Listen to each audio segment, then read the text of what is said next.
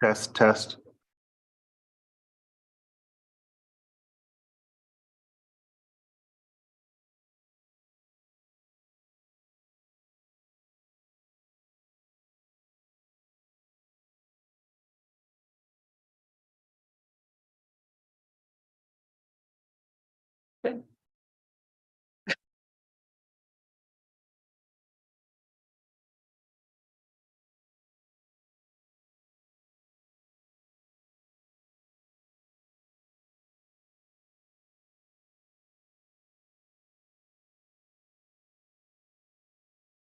Hi, Greg and Doug and Paula.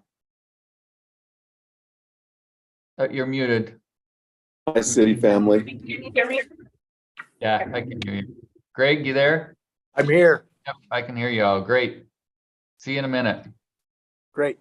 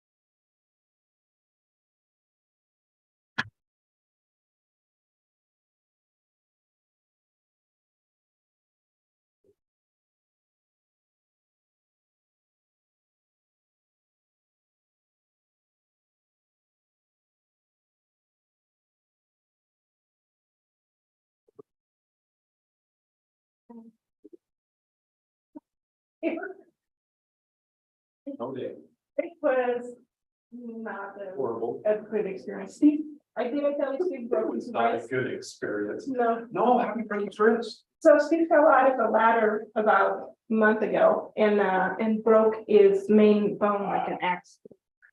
So they had to do surgery and put a metal plate on it. Oh, so So- you're shoveling. Yeah, Oh. I'm So sorry. Hey, Paula, you're not on mute. oh, sorry.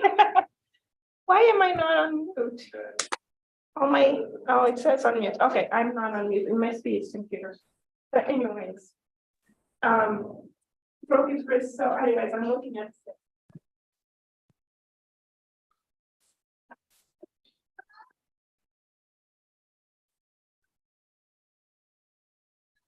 Hi, Mayor and Brian. Good morning.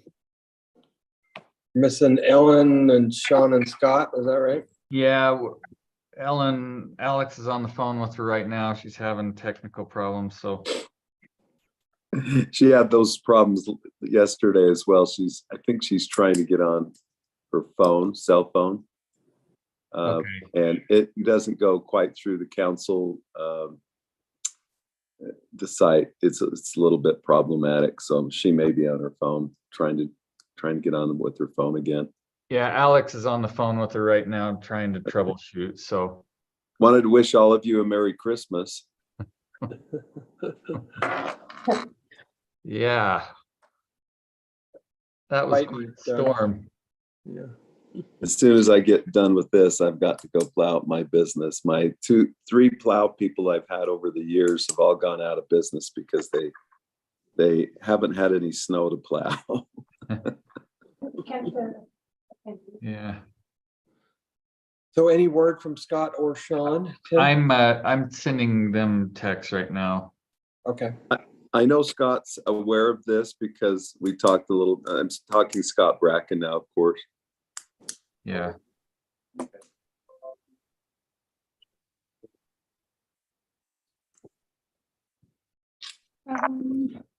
Yeah, she's on.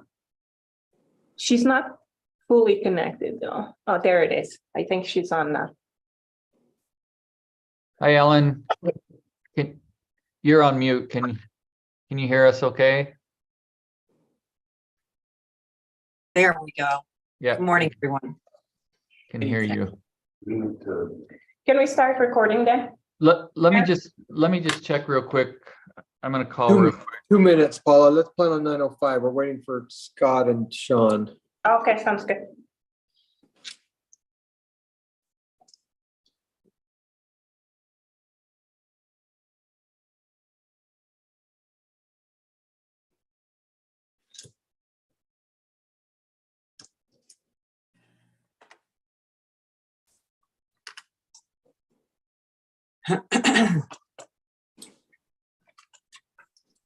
I had to reset my password for some reason. That was kind of strange, but yeah. Yeah.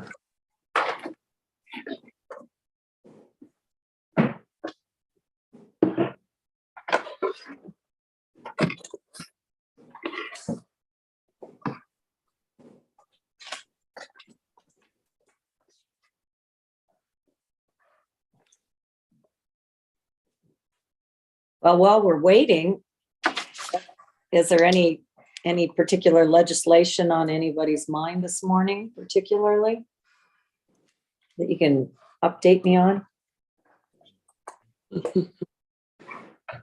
Everybody, that's just Oh, there's Scott. Okay. Mayor, I haven't heard from Sean yet, so. Okay. Okay. And Well- Scott finally figured out how to get the right email open. Well, thank you, everybody, for joining. This is our legislative update for today is February 23rd. We're grateful to have our lobbyists, Ryan Allen and hello, Greg Curtis. And I don't know if Chantel's on or not, Brian, but anyway, we're grateful to have them with us, and we will turn the, I guess, Tim, do you want to begin, and then we'll and then Ellen's got some good questions. Obviously, we need to know what we're concerned about. But anyway, go ahead. Yeah, so, and Brian and Greg can probably address this. We have had, especially in the last week, a ton of bills. In fact, this morning, Brian sent me a number of bills that we need to review, and yesterday we had a whole bunch. We met with the Legislative Policy Committee on Tuesday, and they went over a lot of bills on transportation funding and taxes, land use task force issues related to land use, and then other updates. So a lot happening right now, and it's all right, Mayor, I'll turn it to Brian. We'll start with Brian and then go to Greg. Yeah. Thank you. So just to put in perspective the volume of bills this session, there were over 1,800 bill files opened. Fortunately, not all of those have become numbered bills, but we are probably, I don't think I've ever seen, Greg, you can confirm this, but I don't think I've ever seen the House get to 552 as a numbered bill, nor have I seen the Senate get to 282. And it's possible that Senate could actually get over 300 for the first time, but absolutely insane. We are tracking, if you look at bills with possible impact to the city, we're tracking over 500 bills. If you look at bills with probable or high impact, we're probably about a little over 140 bills. So there's a lot of bills this year. It's like far more than we've ever had, and far more bills dealing with municipal issues. It's really interesting. So I'll hit the highlights, just the ones that we've had kind of on the radar. So House Bill 21 was a bill that would require every meeting to be open and public. We talked with the sponsor yesterday, and he amended the bill in committee so that now it only includes policy making boards. So if you have a board that can make policy or spend money, then they would have to be open and public. But like your Arts Council, if they something that has to be ratified by the city council and they can't make the decision unilaterally, then you don't have to have that open and public unless you want to, but it's not going to be required. So that's good. HB 173, the attorney fees bills that would pierce the governmental immunity. We met with Representative Birkeland yesterday, and she knows there's a lot of challenges with the bill. So in committee yesterday, she amended it to a task force bill that will probably in all reality become a working group. So that bill is essentially fixed, I guess, for this session, but that's an ongoing discussion. She's invited us to participate or to have someone participate in our behalf if the cities wants, if you want to, that invitation is open. House Bill 294, the budget transparency bill that would require population on the budgets, that actually passed out of the Senate committee yesterday. Weirdly, because we talked to the committee members and and as did the league, and we thought we had it killed, but I think what happened is that there was it got heard one day. they ran out of time and it was put on the agenda the next day. So I reminded a couple of people, hey, that bill's back. Those people voted no, but the others voted yes, and they forgot. And we went back and said, what? We thought you were no. Oh, was that bill? So yeah, it was kind of a weird, but with the weather and all the changes, kind of a wacky process. But we're going to try and kill that on the Senate floor. The adult event permit bill, House Bill 329, has passed out of the House. It's over in the Senate. Is not yet fixed. It is, they're moving bills that are being worked on right now just because of timing. We met with a sponsor yesterday. We've provided some language to help fix that bill so it doesn't put the city in the position of having to determine what adult content is.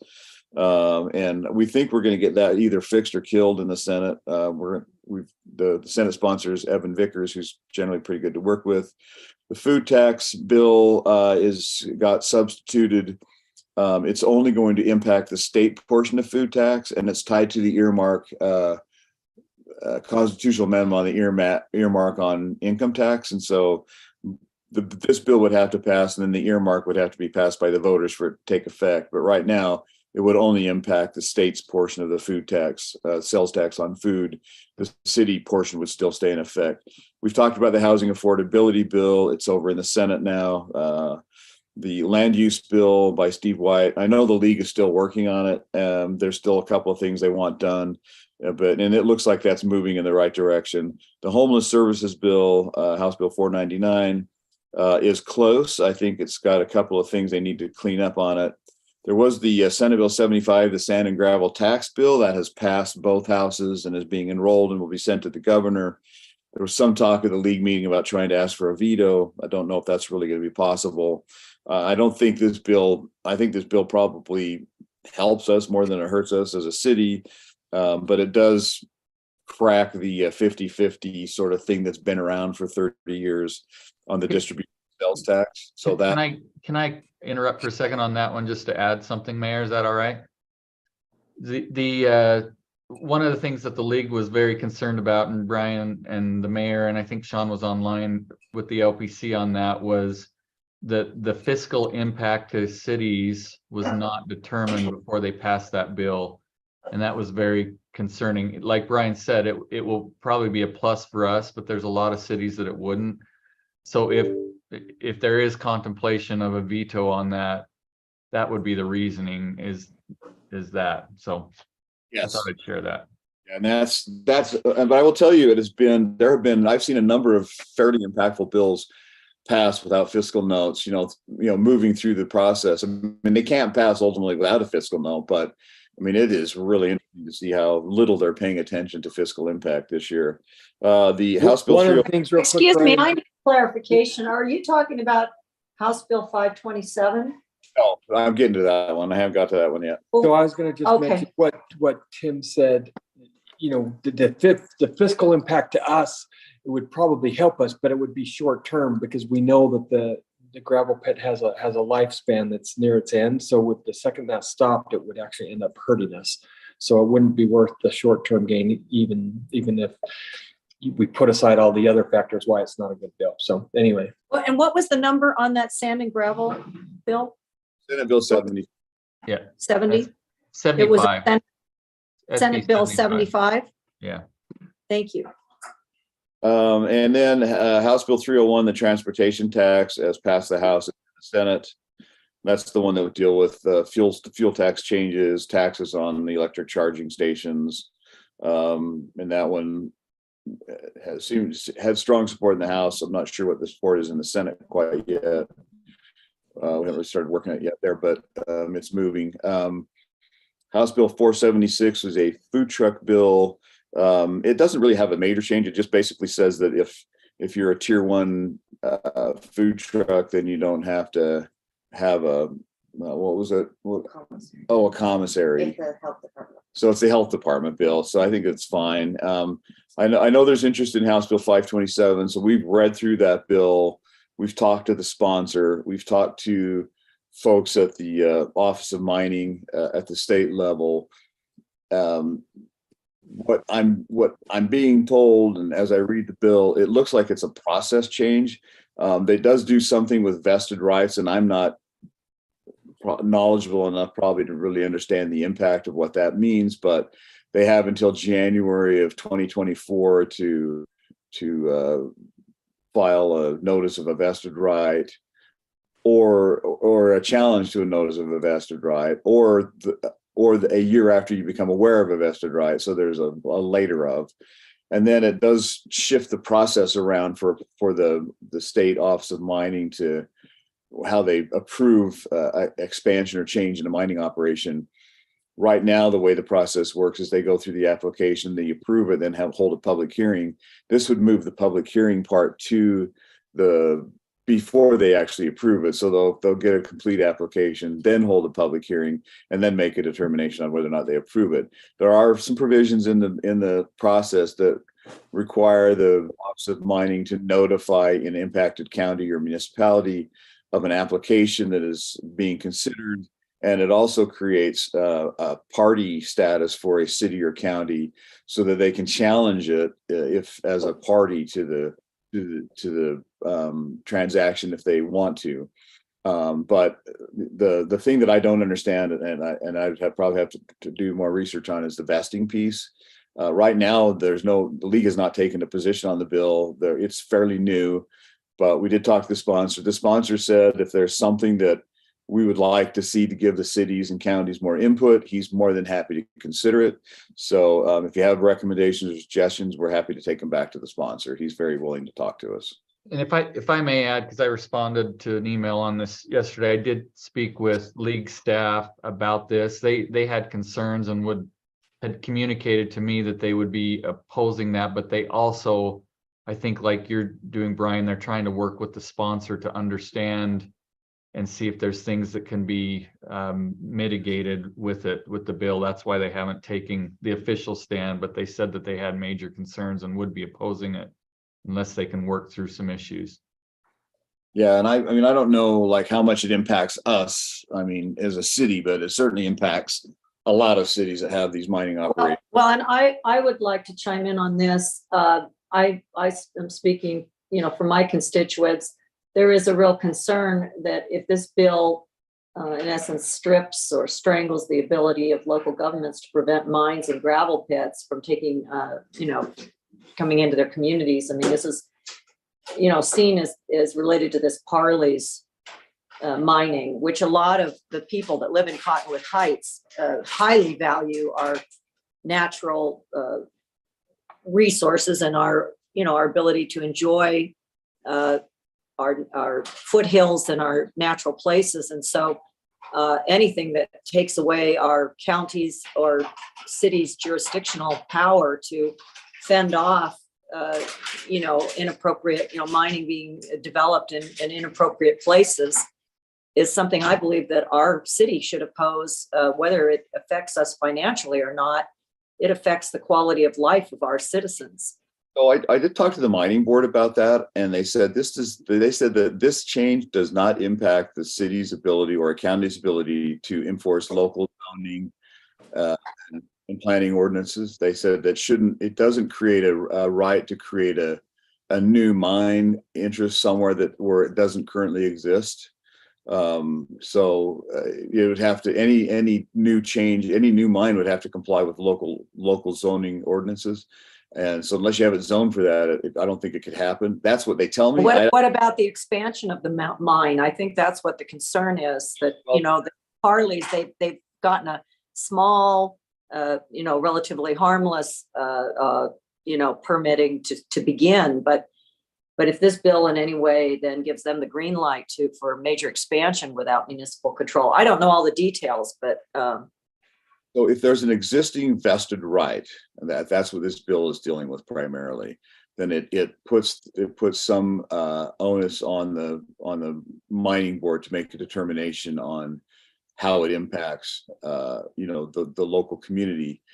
I don't know, honestly. I mean, I'd have to get with attorneys that really understand mining law to understand how this works for an expansion of a mine and how that relates to local ordinances, because it's not clear to me in the bill what it means. I know you can't create a new mine, but now if there's an existing mine with a vested right, that's a different story, because that it's already there, right? And so I think it would depend on some kind of, I'd have to, like I said, I'd have to talk to a lawyer that really understands mining law to know what this means from that, like in that particular situation of Harley's Canyon. I don't know. Well, I can't. I think the organization UPHE has done some real research on this. Do you interface with them, Brian? I have not. That's UPHE. Yeah, the Utah Physicians for a Healthy Environment. Oh yeah. I think they have a pretty deep and capable organization that seems to have researched this fairly deeply. And yeah, if you could check in with them, I'd sure like to better understand, what the long-term implications are for our Wasatch Front. Yeah, I'll dig into it and see what I can find out. But right now we've told the spot, if we have suggestions, he's willing to listen. We're kind of waiting for the league to kind of figure out what it means for all the other cities that have mining interests in them. We're just kind of waiting to hear back. So we haven't told the sponsor we're definitely opposed. We've told them we have concerns. We're concerned about local control issues. And he seems open to putting in, language that would help protect that if we can come up, obviously everybody'd have to agree to it, but he seems willing to at least consider it. So that's where we're at right now. I mean, it's a fairly new bill, and it's involved, and it's a lot of complex law that it's an area I've never worked on a bill in this area before. So I don't know. Okay. Thank you. That's all I've got. I mean, that's a lot, but there's more we could talk about all day, but these are probably the highlights that are happening right now. Brian, I have a quick question. The number of bills that we're seeing, what I'm worried about is it going to congest everything? We're always fighting to the last hour. Is there a reason we have so many bills proposed this legislative session? Is there a reason? Well, I guess, people get elected to be a legislator. They have to legislate everything. I don't know. I think it's just the nature of the we're in right now. Everybody wants to. I mean, there are people that there's legislators have over 30 bills. I don't even know how, as a legislator, how you manage that. And the reason is because the way the process is right now, it allows it. The bad news is there isn't congestion because they're moving them through so quickly without any real consideration of public comment, that unless you're working behind the scenes, you don't really have an impact. It's crazy. I don't know if it was yesterday or the day before, they spent over an hour talking about an archaeological bill, and everybody had plenty of time.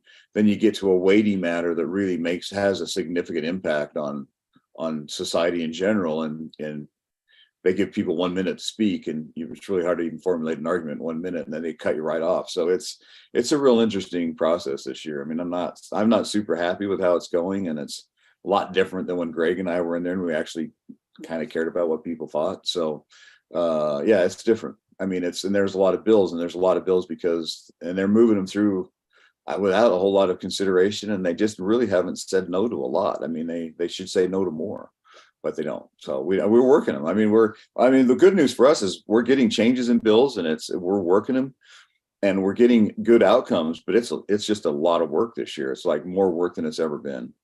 Would you mind educating me, Brian? In your opinion, is it that the committees that analyze these bills are for some reason green lighting more of them? I mean, why, or, sending them through? I don't know. I don't always use the right lingo, but, they're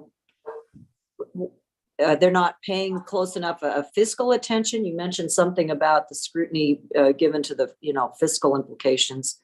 Yeah, Can you comment on that? Yeah. So there's a lot of bills moving through committee without a fiscal note, when normally, you want to know the fiscal impact of a bill before you vote for it. And these are moving through without that. They ultimately get a fiscal note, but it's later in the process and after, before it, I mean, it really should happen in a committee. It's not happening that way.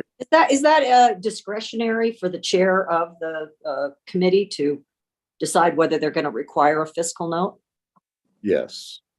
I mean, the committee can demand it if they want, and sometimes they do if it looks like it could have a real big impact.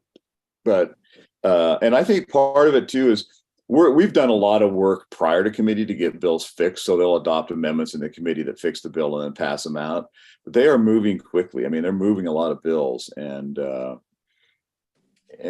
is, I mean, there is some leadership arm twisting on some bills. None of the bills that we are working on have had leadership arm twisting, which is good. But there's just been a lot of work on a lot of bills behind the scenes, and there's not a whole lot of once it gets to committee, there's a lot more, there's less controversy on them, and they may be part of the reason they don't take a lot of public testimony, because they know there's not a lot of controversy. But there are some bills that are controversial, and they have taken, on the more controversial bills, they have taken a lot of public comment. But we've seen some bills that they probably should have taken more comment. And I mean, I was testifying on a bill, and it was like you could barely get a cohesive thought out in 60 seconds. But Right. But it's Right, just no bill file on lids yet? that's probably going to look more like DIDs, I think, now, and there's still a lot of negotiation on it that's happening behind the scenes, and there's no language out yet. So you mean PIDs? I know, is PIDs and DIDs the same thing? It's kind of the same. They're a little bit different, but basically the same. But I don't think you're going to see the. I mean, PIDs still has to have local land Yeah. use, legislation, whereas this doesn't. Okay. Yeah, they're not. It's going to look more like, I would say, probably it's more of a PIDs sort of a model than what they were talking about, and they're not going to grant any authority to a developer that is a governmental power. That's not going to happen. Well, that's the eminent domain. It took me a second to catch up with you, Mayor. You're referring to the where they would give developers potentially eminent domain power. Yeah. Yep. But that came from leadership. That's why we were so worried about it. But Yeah, I don't think anybody in leadership wants their name in the news, especially when some people in leadership have aspirations for Senate seats. So I don't think they want their name in the news associated with a bill like that. That's the only reason. I think at first blush it's like a good idea, but then when they got into the details, they realized that it's not such a great idea after all. So Yeah. A reworking of PIDs or DIDs that's kind of where I kind of thought things would be better anyway. So, okay, thank you. Well, any other questions for Brian? If not, we'll turn the time over to Greg. Hi, Greg. Hi, Mayor. Just briefly, same status on trail monies. They're trying to put the budget together and figure out there will be ongoing money for trail. They just don't know exactly how much. Not surprisingly, when they got together and started adding up all of the things that they talked about funding and at the levels they talked about, they realized I think they'd spent twice as much as they actually have. So they're in there trying to balance that out. So there will be ongoing money for trails, but I don't believe it will land at $45 million a year, in which they originally talked about. The big discussion this week has been what I would refer to as the fifth of the fifth. And there are two pieces there's actually three pieces. Senator Harper's bill that has already gone through the Senate and sitting over there simply extended the date of authorization 3 years from July 1st, 2023 through 2026. That leaves all of the money. It just extends the current authorization, leaves all of the money. This is a county imposed tax and leaves all the money with transit. Representative Christopherson has a House Bill 500 that everybody but Salt Lake County loved. Okay, all the cities love it because they get 0.05. Salt Lake County gets 0.05, but only 0.02 for their priority. Salt Lake County has been asking for a 0.05 for services for homeless transition, mental health counseling, and other services. try and help people that are suffering from housing crisis. And so, and the House came out and said, no, we're only going to do 0.02. So Senator Cullimore introduced a bill, Senate Bill 260, that basically said, okay, county, you get 0.05 and for homeless transition services, and 0.15 goes to transit. Needless to say, all of the cities in Salt Lake County lost their mind, and rightfully so. And I represent several of them, including yourselves. And I spoke with Cam and I said, Cam, now you understand. I said, if we pass Christopherson's bill, the county has made it abundantly clear they will not impose this tax. So help get the cities in Salt Lake County understand we need to lobby for the 0.05 for Salt Lake County's, what I'm going to call just homeless services. I said, because you guys are all excited about 0.05 and you say, oh yes, we support you county 100%, but if you only get 0.02, that's okay, as long as we get our 0.05. I said, as long as the county has the option to impose this and they do not get what they're asking for, they are not going to impose the tax. And so we had some pretty fun conversations Tuesday and Wednesday. Senator Cullimer's bill moved out of Senate Transportation Committee. He's having a substitute drafted, and we're working with House and Senate leadership to try and make sure the Senate is willing to give the county what they're asking for if they impose the tax. House is still struggling with it a little bit, but that's been the big discussion this week and how that works. The House is holding off or giving support for the county getting 0.05. Right. Yeah, the county would get 0.05, but only 0.02 would be allowed to be used for the services that they're asking for.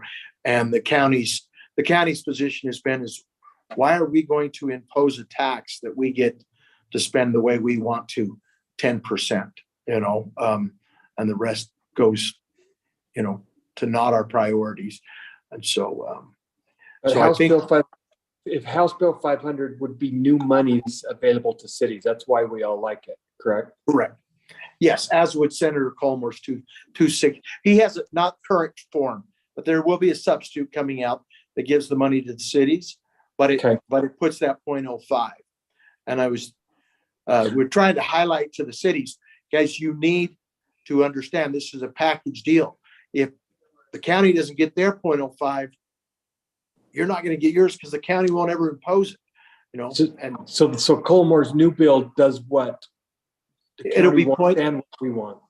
Yeah, Cullimer's substitute on 260 that will come out will give 0.05 to the county for homeless services. And I mean, they don't like to. We have a different definition in the bill, but it's home services for mental health counseling and transitional housing. But 0.05 to the cities, okay, distributed on the B&C road formula, and 0.10 to transit. Okay, so Cullimer's bill, cities will love it, but it needs to be tied because if they drop down and say the House says no, it's only 0.02 for those homeless services. Salt Lake County, when I say Salt Lake County, speaking for, I don't want it, the executive branch has made it clear, we will not support or seek to impose new tax that we only get 10% of. Greg, what do you think it'll end up being once this is all done, said and done? I think that realistically, there's going to have to be a little give and take between House and Senate and a little give and take from Salt Lake County. I wouldn't be surprised to see the county at 0.04, and whether or not the cities are at 0.04 or 0.05, I don't know. And then the balance going to transit would be my honest guess. So compromise a little bit. Yeah. Now, once we're philosophically now, I mean, I think the nice part is the House at first blush was not supportive of. They said this is a transit tax. They weren't supportive of any of it moving outside of transportation and transit. They then said 0.02. So now we're just haggling over numbers to see if we can get them to where the county feels they need to be. Thank you.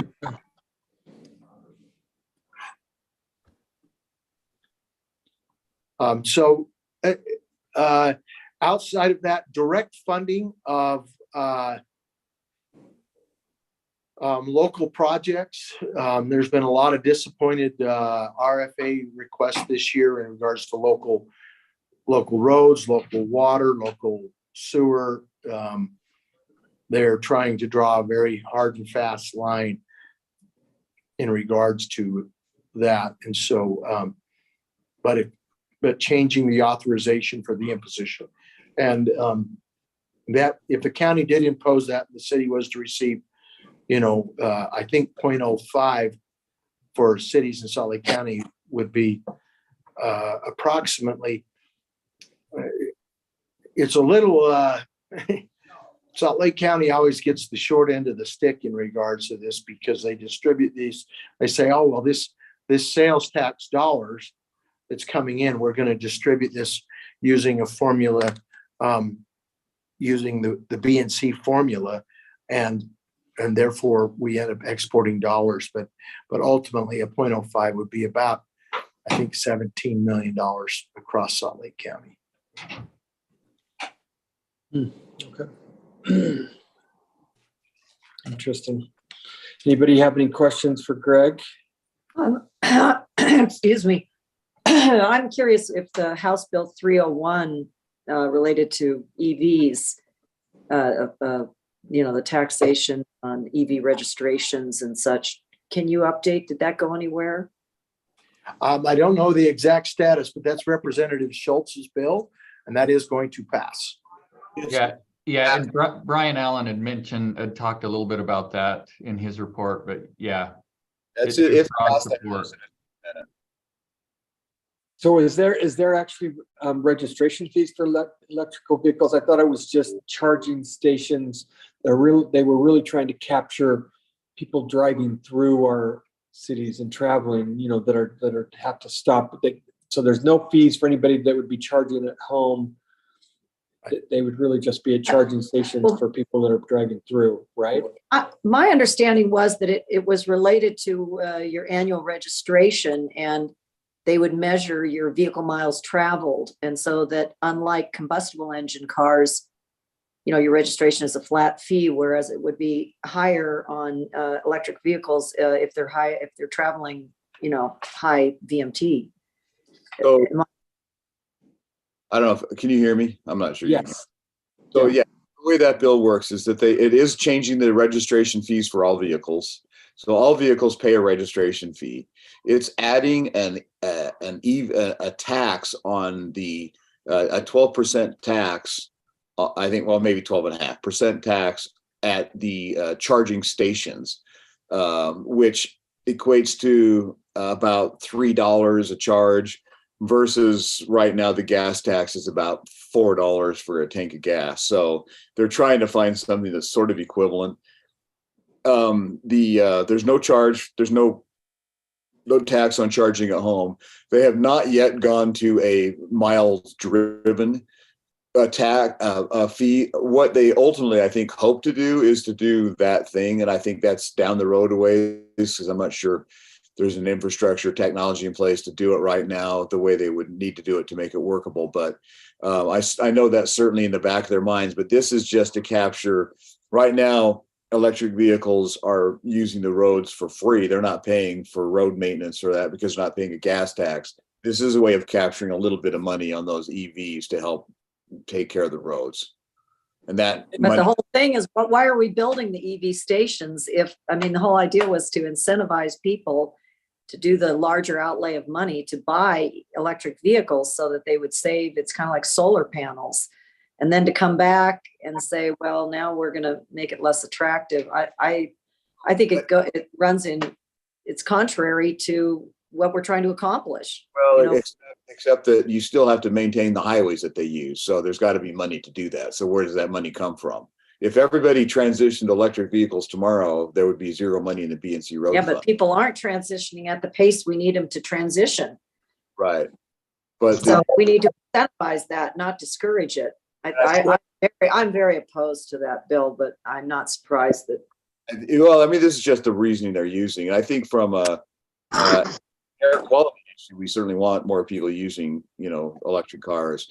But there's still the challenge of how do you pay for the roads that people are driving But on? we need to tax the things we don't want and not tax the things we want more of. Well, aren't there already subsidies for electric cars? Haven't they given millions of dollars so you will buy a car? No, I know people I have spent got more, rebates. I just spent more money buying an electric vehicle than I've ever spent in my life. So it's not incentivized, I can tell you that.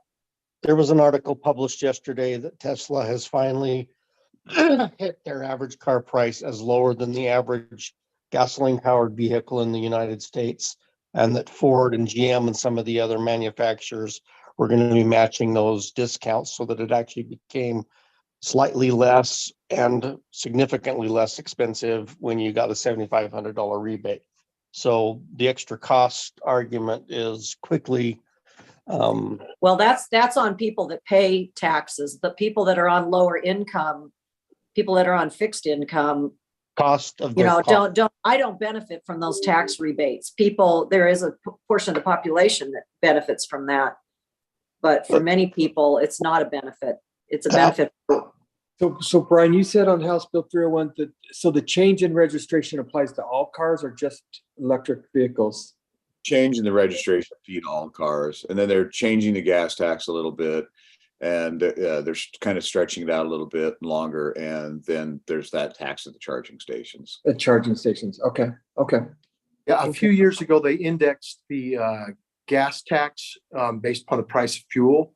And with the increase in the price of fuel over the past couple of years, they were going to see a pretty significant bump in the gas tax. And so what they do in this bill is they raise the registration fee, but they delay that increase in the gas tax. And so that's the discussion in regards to registration in 301. Okay. So in other words, they were going to give us plenty of money to actually fix the roads rather than going to our general fund, but that wasn't going to work. So they are lowering the amount the gas tax was going up. Yeah, pretty much. Okay. Yeah. Well, good. Any final questions? Okay, well, thank you again. We're down to the final stretch. So I guess what are we, a week from tomorrow, the session closes, is that right? Yeah. Mayor, night. And it'll feel like an eternity. Mayor, I have a quick question for everyone here. We have next Thursday for this meeting as well. We're planning on that. I just wanted to, I know Greg and Brian that it gets into some pretty serious crunch time on meetings those last couple of days. Does it still work to have this meeting at 9 a.m. next Thursday for both of you and for everyone else?